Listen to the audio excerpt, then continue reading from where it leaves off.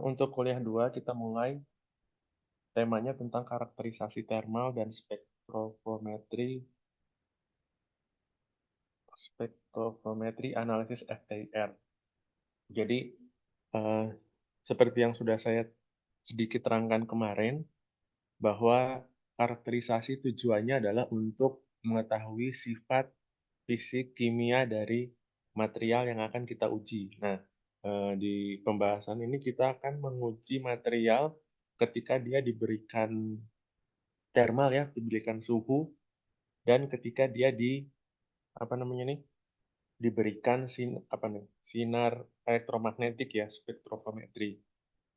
Oke, kita pertama mulai dengan FTIR.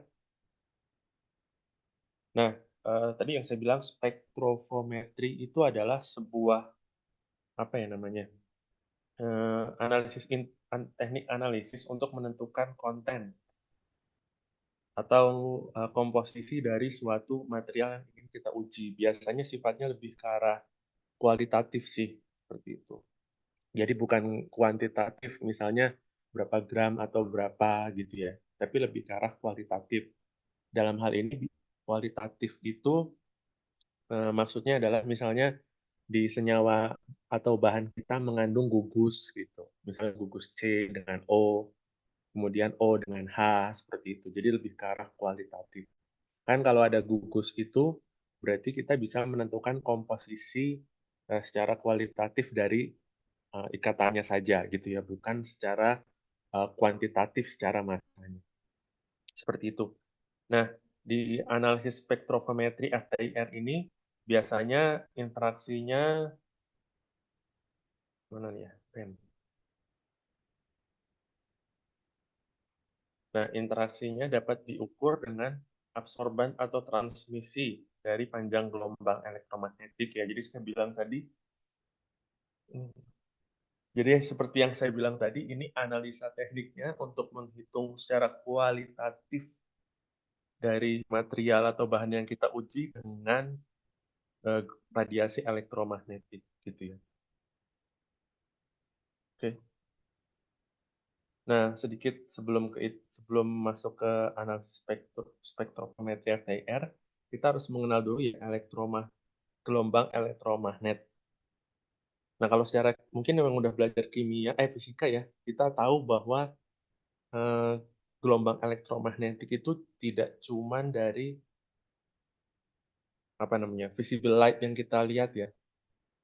Jadi ada inframerah, ada ultraviolet, ada X-ray, ada gamma, ada microwave gitu ya. Nah, semua gelombang elektromagnetik ini rentang panjang gelombangnya beda-beda ya, dari 10⁻14 meter sampai 10⁻². Nah, mungkin kita kalau di apa ya, di kehidupan kita sehari-hari kita hanya bisa melihat invisible light ya. Jadi kita bisa melihat benda ketika benda itu, memancarkan ini, panjang gelombang elektromagnetik untuk yang spektrum yang bisa dilihat gitu ya. Rentangnya dari 400 sampai 700. Jadi misalnya kita lihat, sebuah benda misalnya warna hijau, ya berarti dia memantulkan panjang gelombang elektromagnetik sekitar ini, seperti itu ya. Nah, ada, benda-benda yang tidak bisa kita lihat. Kenapa tidak bisa kita lihat? Karena dia rentangnya di luar dari invisible light ini ya, di luar dari spektrum invisible light. Misalnya inframerah atau X-ray, kalau kalian pernah pernah apa namanya, ronsen gitu ya. Pernah kan ronsen ya? Kan dijepret itu ya pakai sinar X-ray. Nah, kan nggak kelihatan ya sinarnya ya, nggak bisa kita lihat sinarnya warnanya apa. Karena dia rentangnya di luar dari spektrum yang bisa kita lihat gitu, di sekitaran 10-12 sampai 10-10 atau gamma X-ray gitu ya. Nggak bisa kita lihat nih, misalnya kalian kerja di pembangkit nuklir, radiasinya gamma rays itu nggak bisa kelihatan. Jadi tahu-tahu kita bisa kepapar aja gitu ya. Karena kita tidak bisa melihat, bendanya seperti itu. Nah, di analisis spektrofometri FTIR ini, untuk karakterisasinya kita menggunakan sinar inframerah. Ya, jadi panjang gelombangnya dari 10 pangkat min 6 sampai 10 pangkat min 4, seperti itu. Kira-kira begitu ya. Jadi, untuk analisis spektrometri kita menggunakan gelombang elektromagnet, eee, apa namanya, kategorinya yang inframerah ya, seperti itu. Nah, kita juga tidak bisa melihat sinar ultraviolet ya, UV.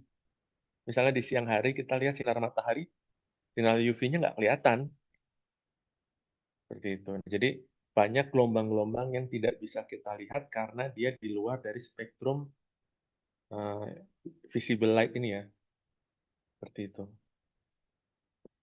Nah, kalau pernah lihat, apa namanya, bintang, matahari, ataupun apa ya, bintang-bintang yang lebih besar dari matahari, itu dia sebenarnya tidak kelihatan ya, karena dia memancarkan gelombang elektromagnetik, gamma rays, X-ray, atau ultraviolet. Makanya kita nggak bisa ngelihat warnanya ya. Misalnya supernova digambarkan warnanya kan merah, padahal sebenarnya kita nggak apa namanya, warnanya sebenarnya bukan merah gitu. Kita nggak bisa lihat dengan mata karena dia bintang-bintang atau supernova itu memancarkan spektrum elektromagnetik yang di luar dari visible light, seperti itu. Kira-kira seperti itu, sedikit tentang gelombang elektromagnetik. Nah, tadi seperti yang saya bilang ya, kenapa box itu warnanya biru? Karena box itu tadi apa tuh, mereflek ya, sinar yang blue gitu, sinar yang ada di dalam, rentang spektrum visible light ini. Makanya kita bisa lihat sebuah benda itu. Oke, tuh. Nah, dasar dari analisis spektrometri adalah tadi ya, kita karakterisasi materialnya menggunakan, sinar inframerah, seperti itu. Nah, sinar inframerah itu kan berisi, ini ya, foton gitu, berisi, cahaya ya. Tadi kan gelombang elektromagnetik kan itu ditembaknya inframerah. Nah, sinar inframerah itu punya energi ya. Nah, energinya dalam bentuk proton atau elektron. Nah, energinya itu ditembakkan ke material kita. Nah, material kita kan pasti mengandung atom ya, inti atom, nukleus, dan elektron. Nah, ketika sinarnya ditembakkan, seperti ini misalnya, tembakan dari sini, maka nanti di atom-atom ini akan, apa namanya ya, akan eh, berpendar seperti itu. Gitu. Nah, jadi yang ini nih ya, jadi ketika kita tembakan energi, ketika mengenai atom, dia bisa mengabsorb ya, menyerap energinya, pindah dari kulit satu ke kulit yang lebih luar, atau dia bisa menyerap ya, ini menyerap, jadi dia bisa pindah dari kulit satu ke kulit yang lain. Aduh,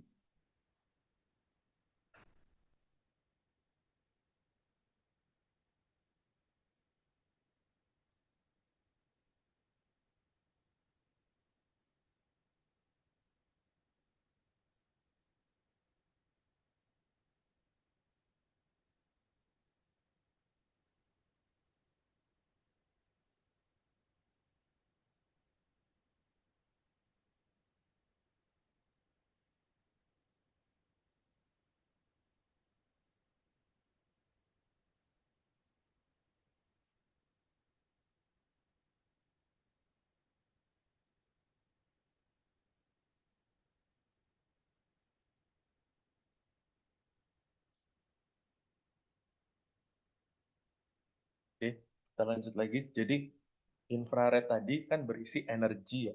Nah, energi itu ketika ditembakkan ke dalam material atau bahan kita, dia bisa mengabsorb energi itu, eh, bisa menyerap ya, atau bisa bahan kita mengemit gitu ya, atau melepaskan energi seperti itu. Nah, nanti baik energi yang dilepas atau yang ditangkap ini akan kita deteksi ya dengan alat FTIR kita seperti itu. Nah, ini alatnya. akan deteksi tangkapannya itu sebagai sebuah energi yang khas seperti itu ya. Kan apa namanya, eee, atom atau elektron di setiap kulit itu kan punya energi yang berbeda-beda. Kan pasti ketika dia mengabsorb energi atau melepaskan energi itu kan pasti, panjang gelombangnya berbeda. Nah, itu yang ditangkap oleh, eee, detektor kita di alat FTIR yang tadi, seperti itu. Nih, oke. Nah, itu tadi yang seperti saya jelaskan. Nah, eee, energi yang di apa tadi, diserap atau dilepaskan itu akan merepresentasikan informasi tentang gugus fungsi dari sebuah molekul, seperti itu ya.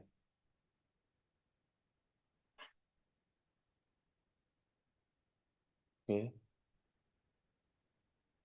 Nah, mmm, energi yang ditangkap atau diserap tadi itu akan mempengaruhi 2 jenis pergerakan molekul ya. Yang pertama stretch, yang pertama bending, yang kedua bending. Stretch ini maksudnya dia agak melonggar ikatannya ya. Jadi di sini bisa dibaca, pergerakan ritmik sepanjang dari, eee, sumbu ikatan gitu ya. Dengan, peningkatan atau pengurangan dari kekuatan, ikatan seperti itu. Jadi gambarannya stretch ini ketika dia ditembakkan oleh infrared akan membuat molekul-molekul di dalam atom kita mengalami stretching ya. Kalau stretching kan jadi lebih panjang gitu ya. Pernah kan kalau olahraga stretching dulu itu kan melebarkan tangan. Nah, jadi kalau di sini ikatannya itu dia jadi panjang atau mengalami stretching seperti itu. Yang kedua, ikatan atau molekulnya mengalami bending ya. Jadi dia mengalami, eee, belok-belokan seperti itu. Nah, di sini bisa dibaca bending itu adalah perubahan di sudut ikatan dari sebuah, grup atom ya. Jadi dia membentuk sebuah, sudut ya, karena dia mengalami bending, mengalami apa tuh bahasa Inggrisnya bahasa Indonesia bending, dia melengkung seperti itu. Jadi ada dua dua apa namanya, dua dua kategori ketika ditembakkan sinar inframerah ke dalam material kita, ya, jadi dia bisa menyerap atau melepas, itu ditangkap oleh detektor. Nah, tadi apa, pe perubahannya kita lihat molekulnya pasti akan mengalami stretching atau bending. Stretching ini ikatannya jadi lebih panjang, bending ini, lebih pendek lah katakanlah ya, dia membentuk sudut karena mengalami, tekukan pada ikatannya itu, karena dia mengalami perubahan di sudut ikatannya, seperti itu. Nah, mmm, tadi kan kita ditembakkan sinar inframerah ya. Nah, sinar inframerahnya itu pada kategori frekuensi tertentu akan menghasilkan atau menghasilkan ya, ikatan tertentu. Misalnya di sini pada saat ketika kita tembak inframerah, material kita akan memperlihatkan adanya ikatan OH pada rentang frekuensi inframerah yang kita tembaknya 3.600 sampai 3.200. Nah, kalau ada ikatan OH, maka dia biasanya masuk dalam, golongan ada yang ada alkoholnya seperti itu ya, fungsional grupnya yang termasuk alkohol, seperti itu. Kemudian ketika sinar inframerahnya ada di sekitar frekuensi 2.970 sampai 2.870, bahan kita kemungkinan mengandung ikatan CH, seperti itu. Ikatan CH biasanya ada di gugus alkana, seperti itu ya. Dan seterusnya ini ada 1.750 sampai 1.730, dia mengandung ikatan CO. Kemungkinan, golongan ester, seperti itu ya, senyawanya, seperti itu. Jadi kita untuk yang analisis spektrofometri FTIR ini, kita mendeteksi adanya ikatan di, frekuensi inframerah tertentu, seperti itu ya. Gitu. Oke. Atau misalnya ini 1550 sampai 1490. Di rentang ini dia mengandung ikatan N dengan O. Seperti itu. Nah, gunanya apa sebenarnya analisis spektrofotometri FTIR ini? Kita bisa mendeteksi material kita mengandung gugus ini atau tidak.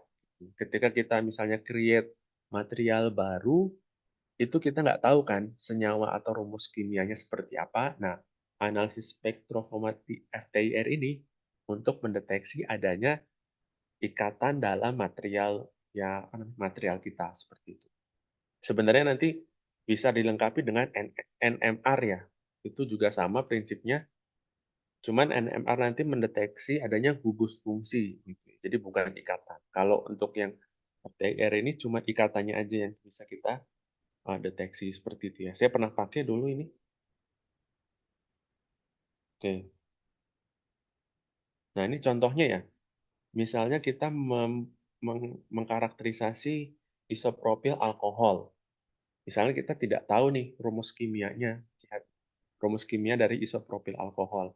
Kita bisa menggunakan karakterisasi dengan FTIR ya, dengan ditambahkan sinar inframerah.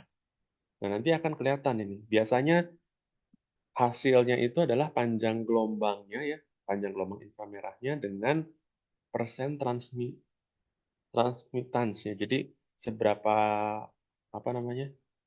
Seberapa banyak sinar atau panjang gelombang itu diserap seperti itu. Nah, nanti akan keluar hasilnya seperti ini. Nah, kita bisa identifikasi berdasarkan frekuensi panjang gelombangnya itu ya. Misalnya di sini kira-kira berapa nih? 3.500-an ya. Di 3.500-an ini gugus apa yang mungkin? Kita lihat di sini ya. 3.500-an ini mungkin pasti ada ikatan O dengan H. Maka di daerah ini pasti ada OH, ikatan OH-nya ya, OH stretch tadi. Seperti itu. Stretch tadi maksudnya panjang molekulnya jadi lebih panjang gitu ya. Misalnya ini O dengan H, gitu ya. Katakanlah tadinya 10 gitu. OH stretch ini dia mengalami panjang yang lebih panjang, 20 misalnya. Ini 20. Misalnya ini panjang uh, ikatan antara O dengan H misalnya 10 meter. Maka stretch itu adalah panjang ikatan O dengan H-nya yang lebih panjang, katakanlah 20. Jadi di gugus rentang 3.500 ini ada gugus OH seperti itu ya.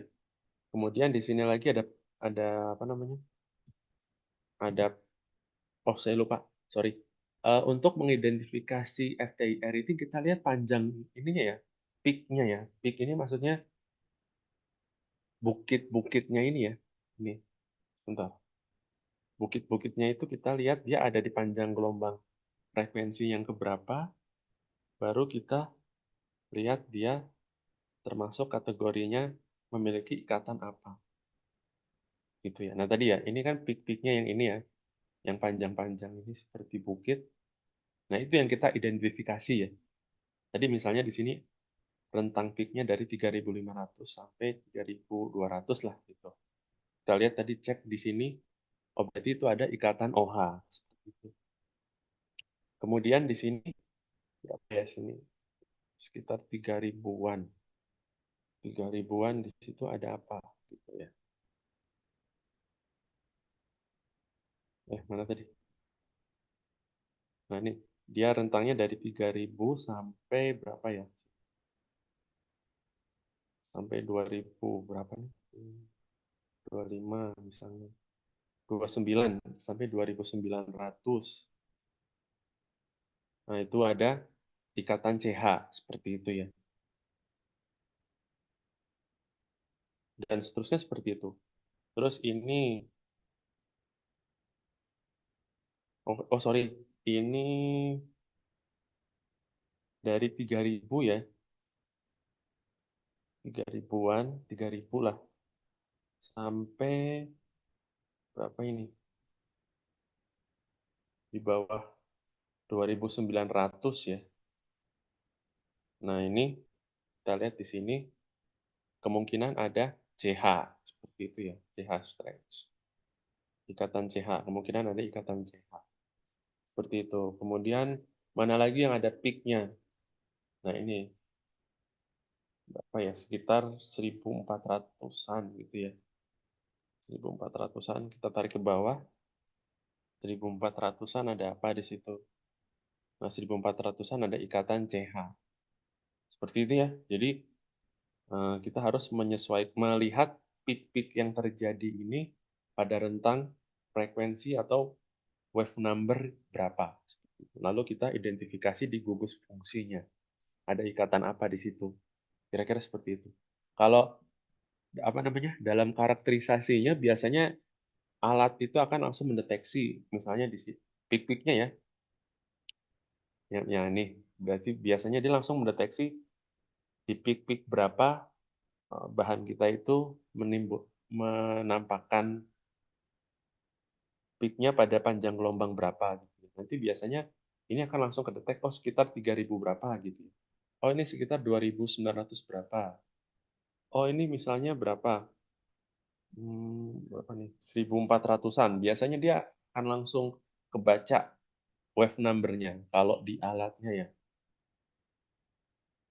Dia akan langsung kebaca. Jadi kita nggak interpretasi dari sini misalnya rentangnya berapa. Ini kalau misalnya tidak ada peak-peak yang muncul seperti itu. Tapi biasanya kalau peak-nya terlihat jelas seperti ini di FTIR kita, biasanya dia akan membaca wave number-nya pada wave number berapa. Gitu. Dia akan menimbulkan peak seperti itu. Oke. Sampai sini FTIR ada yang mau ditanya nggak? Kira-kira seperti itu ya. Jadi karakterisasi bahannya dengan ditembakkan sinar inframerah. Dia akan muncul hasilnya seperti ini ya. Panjang gelombang, sumbu X-nya dengan persen transmittance atau persen absorban, sama aja ya. Jadi berapa persen yang di emit, berapa persen yang diabsorb dari panjang gelombang inframerah itu. Seperti itu. Ada yang mau ditanya sampai sini? Ini untuk karakterisasi spektrofometri dengan FTIR ya. Gitu. Izin bertanya Pak. Ya. Dari saya ingin bertanya terkait ini Pak. Dari pengujian karakterisasi penggunaan FTIR kan sebuah sampel yang digunakan kan bisa dalam bentuk padat dan cair ya Pak ya. Iya, Itu betul. apakah nanti dari keduanya adakah yang membedakan gitu Pak? Karena dengan strukturalnya sendiri kan pastinya berbeda kan Pak. Iya, iya. Bentuk sampelnya tidak akan membedakan ya, tapi biasanya itu lebih ke arah kemudahan aja sih. Kemudahan untuk dia bisa dibaca gitu. Karena kalau misalnya sampelnya, saya koreksi ya, saya jarang pakai sampel yang bentuknya padat banget. Itu kalau biasanya apa namanya? Sampelnya harus kita potong ya sampai sekecil mungkin ya. Kemarin saya nguji serat itu dia nggak bisa dalam bentuk padatan, harus dalam bentuk serbuk kalau padatnya itu. Jadi bukan kayak apa ya padatnya itu, bukan kayak lempengan besi gitu tuh, bukan seperti itu ya. Jadi bentuknya serbuk untuk yang padatnya atau bentuknya cair. Kenapa bisa harusnya seperti itu? Karena biar mudah kebaca peak-nya, biar dapat peak-nya. Karena kalau misalnya nggak dibuat serbuk atau cair, nanti transmitten dari infrarednya itu nggak akan menunjukkan peak-peaknya itu. Makanya dia biasanya harus dibuat sekecil, ada ukurannya itu berapa mikron itu tuh. Apa namanya sampel kita. Jadi baik padatan atau cairan harus dalam rentang, saya lupa berapa mikron ya itu. Ada ukurannya itu berapa mikronnya. Harus harus pas gitu. Kalau nggak nanti peak kita nggak kebaca. Saya pernah dulu nguji, nggak terlalu apa namanya, nguji sampel tapi nggak saya bikin serbuk. Nah, itu nggak kelihatan peak-nya, gitu. Jadi, apa namanya, misalnya ini nih OH stretch ya, yang harusnya dia di kisaran 23.600 sampai 3.200, ini saya bisa ketemu di 3.800 karena nanti nggak efektif untuk persen transmitten dari infrared yang kita tembakkan. Makanya bentuk sampel itu sangat menentukan ya. Tuh. Seperti itu kira-kira. Oh, baik, Pak. Jadi mungkin udah pernah ya menguji dengan FTIR. Gitu. Nanti Belum, Pak. oh belum. Iya memang ini advance karakterisasi sih. Jadi biasanya untuk material-material advance kita apa namanya karakterisasinya ya penggunaan FTIR ini. Kalau misalnya apa mungkin metalurgi udah biasa mekanik gitu ya. Modulus, tensile itu udah biasa. Cuman untuk mengetahui sifat mekanik. Kalau ini biasanya FTIR ini digunakan untuk karakterisasi bahan yang kita nggak tahu apa namanya rumus kimianya atau struktur kimianya seperti apa. Gitu. Biasanya karakterisasi bahan yang baru.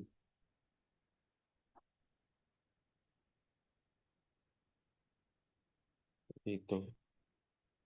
Sebenarnya belum lengkap ketika kita membicarakan karakterisasi apa fungsional grup ya, gugus fungsi tanpa melibatkan NMR. Harusnya nanti kita mempelajari NMR nih, tapi RPS-nya nggak ada. Jadi kalau FTIR untuk mengetahui gugus, kalau NMR untuk mengetahui apa namanya fungsional grupnya. Ini kan masih cuma OH gitu ya. Kalau di FTIR bisa kelihatan gugusnya, misalnya gugus apa tuh gugus COH, aldehid seperti itu, gugus alkana, gugus ester itu bisa kelihatan dengan NMR.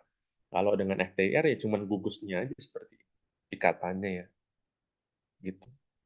Kira-kira sampai situ jelas ya. Nanti saya kasih lihat mungkin saya untuk baca-baca atau latihan grafik-grafik FTIR hasil dari karakterisasi beberapa bahan. Tuh. Ya tadi saya cukup sederhana lah.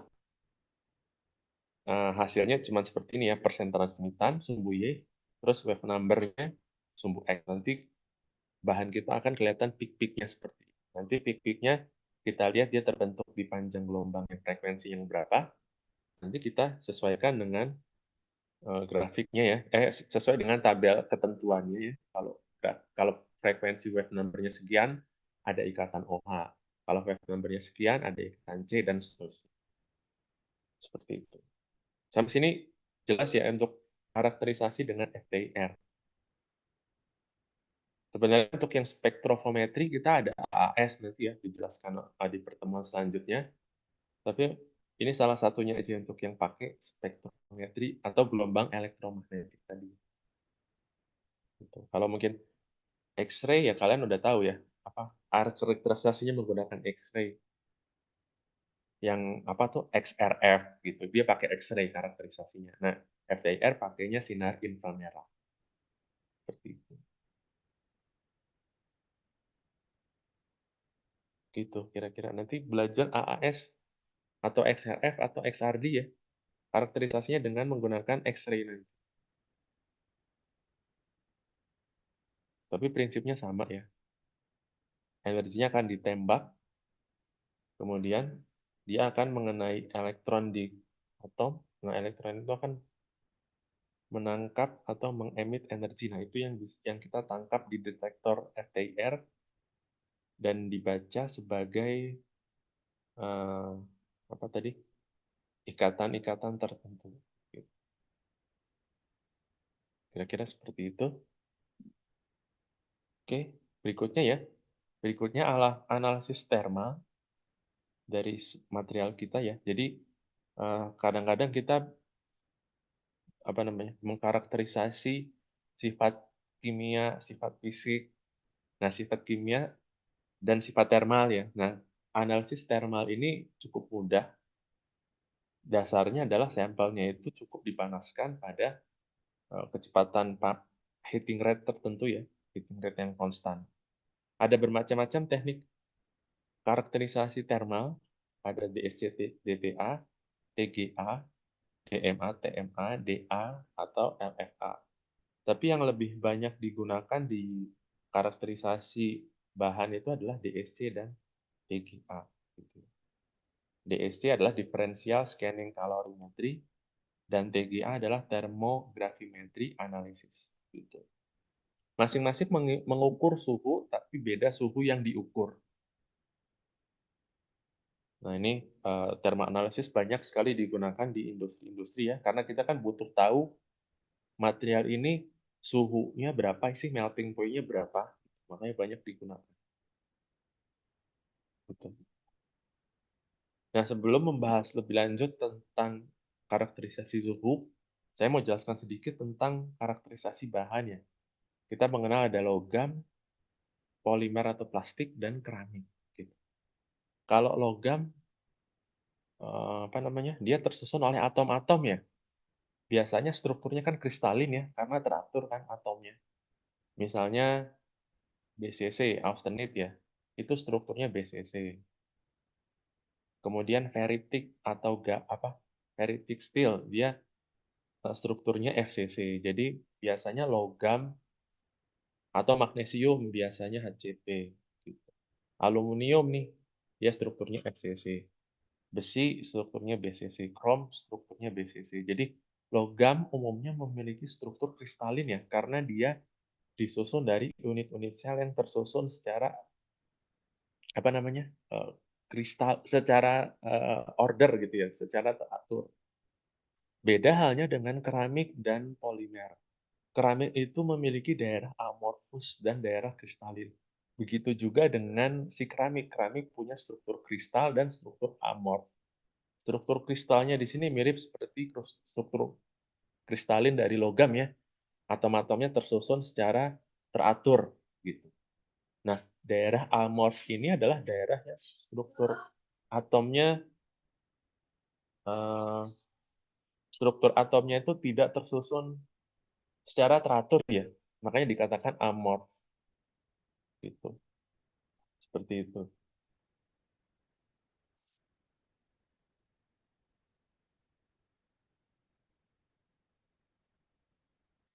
Eh, Seperti itu kira-kira. Oke.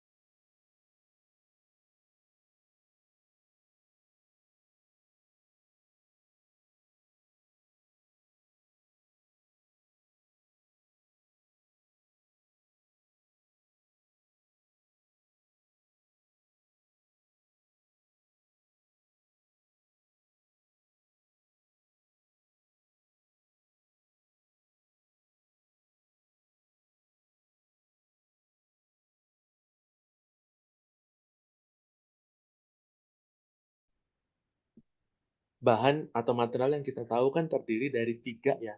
Logam, polimer, dan keramik. Tadi sudah saya bilang, kalau logam itu strukturnya itu kristalin ya. Jadi atom-atomnya itu tersusun secara teratur. Beda halnya dengan polimer dan keramik. Dia punya daerah yang namanya amorfus ya.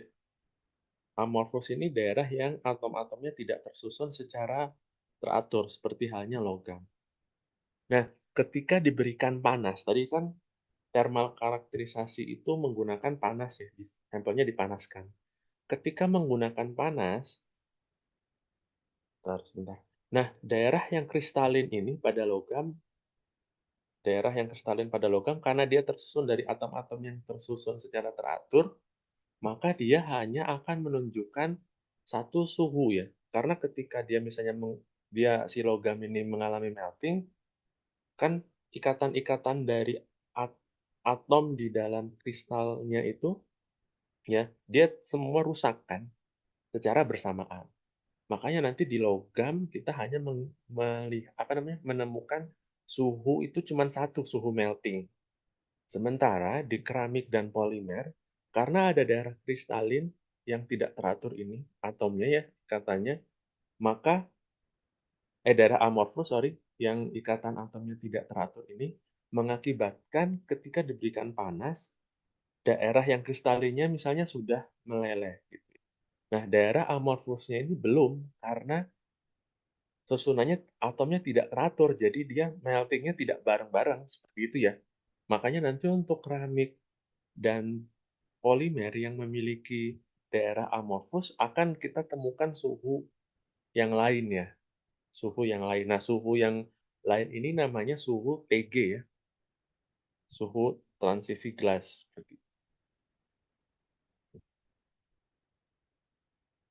Nah, tadi kan beda DSC dan TGA ya. Nah, DSC ini biasanya untuk menghitung suhu kristalin dan suhu melting. Sementara untuk TGA ini kita biasanya digunakan untuk menghitung suhu ketika materialnya itu mengalami apa namanya tuh degradasi seperti itu ya. Nah, ini contoh alatnya. Kemudian hasilnya nanti akan seperti ini. Untuk yang TGA, persen weight dengan temperatur gitu ya. Jadi TGA ini adalah untuk menghitung suhu suhu degradasi dari bahan kita. Maksudnya degradasi itu adalah suhu ketika ikatan atomnya itu rusak seperti itu ya. Seperti itu. Beda melting dengan degradasi ya. Kalau melting itu ikatannya rusak, tapi ketika dia di cooling, ikatannya akan balik lagi. Tapi kalau degradasi itu ketika dipanaskan ikatannya rusak, ketika di cooling ikatannya tidak terbentuk ikatan lagi seperti itu. Nah, jadi seperti itu. Nanti hasil dari TGA kita adalah tadi percent weight dengan temperatur seperti itu ya. Nah, TGA di sini yang dihitung adalah perubahan beratnya selama pemanasan gitu ya. Nah, nih misalnya kita masukkan material kita ya. Ini kan beratnya masih 100 ya. Ketika belum dikarakterisasi dengan menggunakan TGA beratnya masih 100. Ketika dipanaskan tadi kan karakterisasi termal itu dengan pemberian panas ya. Ketika dipanaskan, nah maka air akan hilang dulu kan kalau bahan kita mengandung air. Kemudian dipanaskan lagi, molekul-molekul volatil itu akan hilang. Di sini ada CO, kemudian ada CO2 akan hilang di sini. Di sini ya, di tahap kedua CO2 akan hilang. Di tahap kedua CO akan hilang, di tahap ketiga CO2 yang akan hilang. Jadi TGA ini biasa dipanaskan, molekul-molekul yang volatil itu akan menguap dulu ya, akan berkurang. Di sini pertama ada air yang berkurang sebanyak 12%. Kemudian 18% ini CO-nya akan hilang. Terus 29,98% CO2-nya akan hilang. Jadi seperti itu. Kemudian nanti di apa namanya? Setelah dipanaskan lagi terus ya. Ini suhunya terus bertambah ya. Suhunya terus bertambah mendekati 800-an. Ini yang tersisa adalah residu dari bahan kita. Jadi residu atau bahan kita ini sekitar 38,98%. Seperti itu. Nah, di sini suhunya ini menandakan suhu degradasi dari bahan kita, seperti itu ya. Di akhir ini, kan nanti di akhir dia lurus gitu ya, apa namanya tuh, lurus ya garisnya. Nah, artinya material kita sudah terdegradasi. Nanti didapatkan suhu degradasinya sekitar berapa nih? 780-an ya. Jadi dia udah mulai mendatar, artinya sudah tidak ada lagi molekul volatilnya dari bahan kita seperti itu. Nah, ini ada contohnya, ada 4 buah material kita uji ya, dengan menggunakan TGA, sama seperti halnya yang lain, material pertama-tama fasenya biasanya molekul volatil hilang. Nah, ini karena sudah tidak ada molekul volatil lagi, dia jatuh, baru baru apa namanya, stabil di sini ya. Stabil di sini berarti tersisa hanya residunya. Nah, di sini berarti materialnya sudah terdegradasi. Di sini ada A, material A yang sudah terdegradasi. Kira-kira pada suhu berapa nih? Dia mulai mendatar. Sekitar 500-an ya, 500-an. Kemudian ada material D yang mulai terdegradasi pada suhu di atas 600. Kemudian ada material B ya, yang terdegradasi pada suhu kira-kira kurang dari 500 ya, ini apa misalnya 480 seperti itu. Kemudian ada material C yang terdegradasi pada suhu sekitar 490 lebih tinggi. Jadi seperti itu. Nah, dari sini kita bisa lihat bahwa material yang paling stabil adalah material yang suhu degradasinya lebih tinggi, yaitu si D. Seperti itu. Jadi itu ya, gunanya TGA adalah menghitung suhu degradasi dari karakterisasi bahan kita. Nah, nanti kalian akan temukan kurvanya seperti ini. Persen berat dengan suhu. Saya ulang lagi ya, jadi ketika dipanaskan, nah suhu 100 kan air hilang, gitu kan. Kemudian panaskan lagi, suhu mendekati 400, CO hilang. Panaskan lagi, suhu mendekati 600, CO2 hilang. Nah, setelah molekul-molekul volatil ini hilang, dipanaskan lagi, nah maka akan tersisa residu atau sisa bahan kita. Nah, apa namanya? Ketika sudah sisa bahan kita, maka material kita sudah mengalami degradasi ya. Nanti kita dapatkan suhu degradasinya. Habis itu dipanaskan lagi udah, karena cuma residu ya dia datar gini nanti posisi apa namanya? Hasil akhirnya ya di grafiknya. Seperti itu. Oke. Kemudian DSC. DSC ini sama dengan TGA, bedanya nanti DSC kita menghitung suhu kristalisasi dan suhu melting. Jadi DSC itu adalah mengukur panas yang diserap atau dibebaskan selama proses heating dan cooling-nya.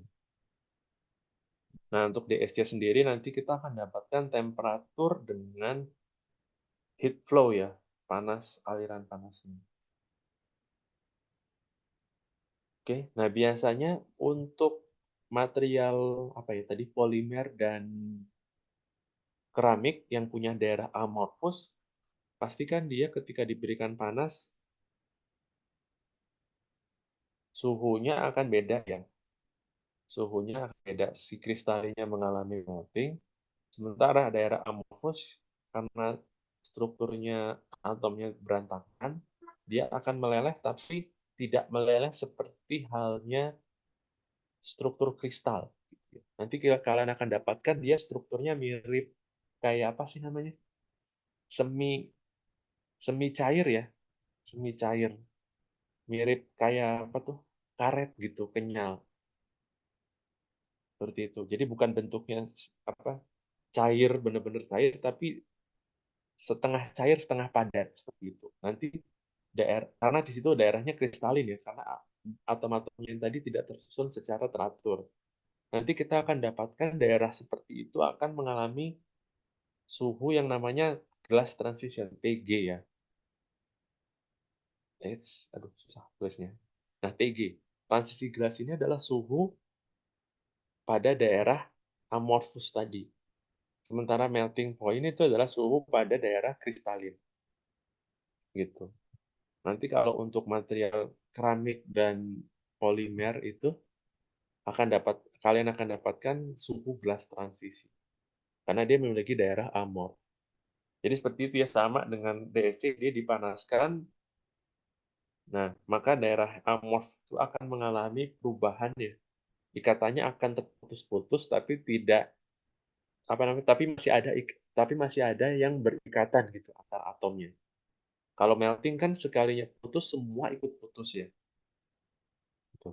Nah, di transition glass, ikatan-ikatannya ada yang berikatan ketika diberikan panas, ada yang sudah rusak ikatannya. Jadi bentuknya semi padat tadi. Nah, ini namanya glass transition. Nanti kalian akan temukan suhu transisi gelas. Kemudian dipanaskan lagi, dia akan membentuk suhu kristalin.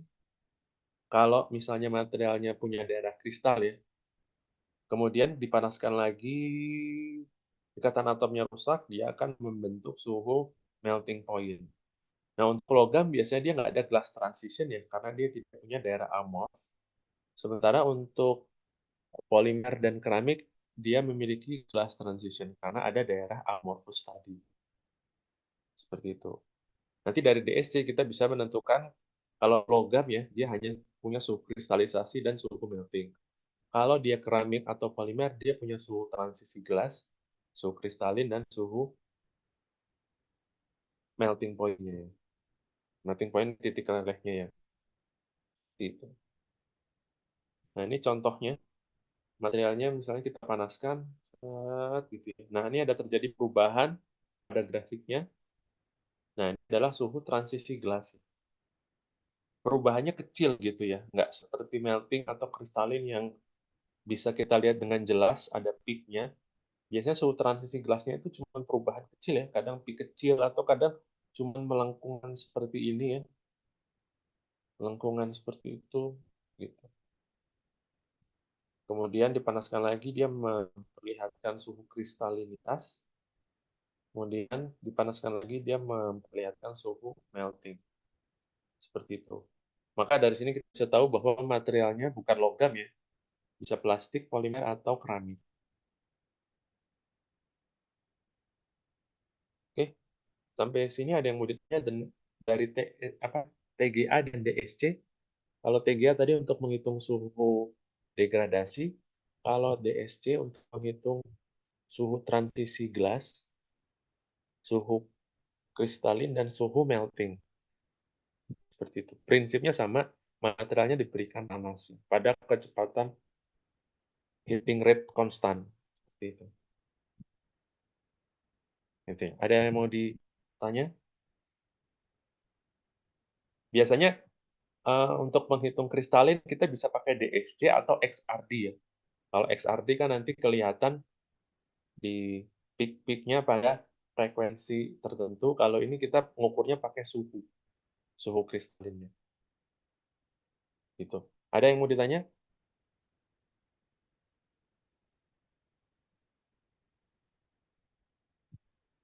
Kalau logam nanti nggak ada ya suhu transisi gelasnya, karena dia tidak punya daerah amorf. Oke, sampai sini ada yang mau ditanya tentang DSC dan TGA?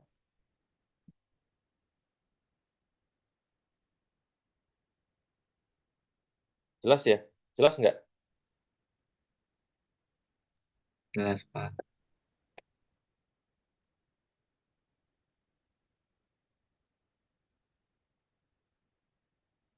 Ya mungkin nanti setelah ini saya kasih aja ya hasil dari DSC dan TGA, contoh-contohnya.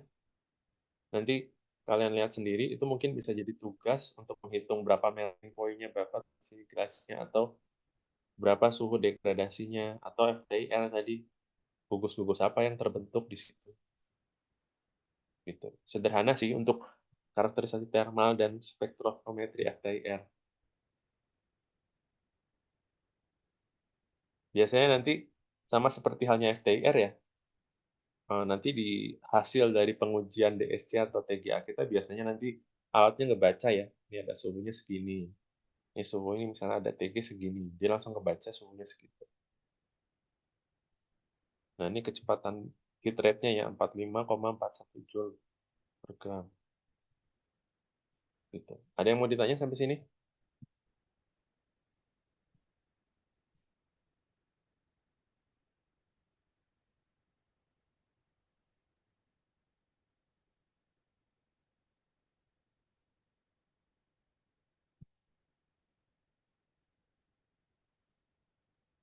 Oke.